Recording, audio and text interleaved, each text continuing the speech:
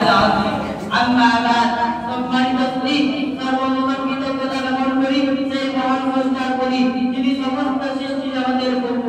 অতঃপর শুভেচ্ছা জানাই সেই মহামানবের প্রতি দরুদ সালামের মর্যাদা সৃষ্টি দ্বারাই নাই বর্ষিত হোক। তিনি সমস্ত মানব জাতির পথের দিশারি। অতঃপর শুভেচ্ছা জানাই আজকের সমাজী সমাজ সভাপতি মণ্ডল ও তথা বিচারকবৃন্দ ও সমস্ত ওলামায়ে কিরাম মণ্ডল ও সমস্ত আয়োজকবৃন্দকে আমার আন্তরিক শুভেচ্ছা জানিয়ে আমার সংক্ষিপ্ত বক্তব্য উপস্থাপনা করিতেছি।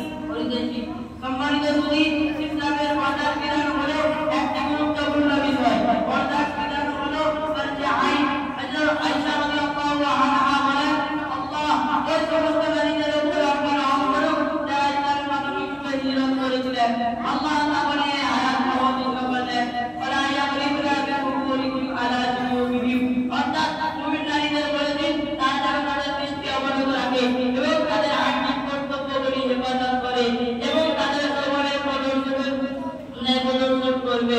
অনুরূপভাবে সূরা আহজাব 33 নম্বর আয়াতে আল্লাহ সুবহানাহু ওয়া তাআলা বলেছেন, আল্লাহ বিকুম ওয়ালা তাবাররাজনা তাবাররুজাল জাহিলিয়াতিল উলা, অর্থাৎ তারা তাদের বাড়িতে অবস্থান করবে এবং পূর্ববর্তী অবস্থার ন্যায় প্রদর্শন করবে না।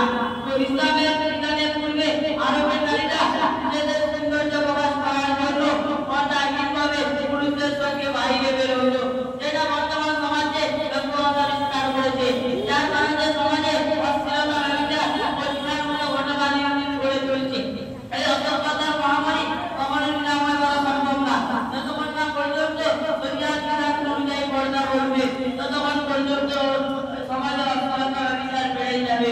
উপস্থিত দিদিবর্গ, উত্তম চরিত্র অধিকারী হুজুর সাল্লাল্লাহু আলাইহি ওয়াসাল্লামের বিরুদ্ধে উদাহরণ করুন। হুজুর সাল্লাল্লাহু আলাইহি ওয়াসাল্লাম ইন্তেকালের পরে হযরত আবু বকর রাদিয়াল্লাহু আনহু নিজের কন্যা হযরত আয়েশা রাদিয়াল্লাহু আনহার কাছে অনুমতি চাইলেন ভিতরে প্রবেশ করার জন্য।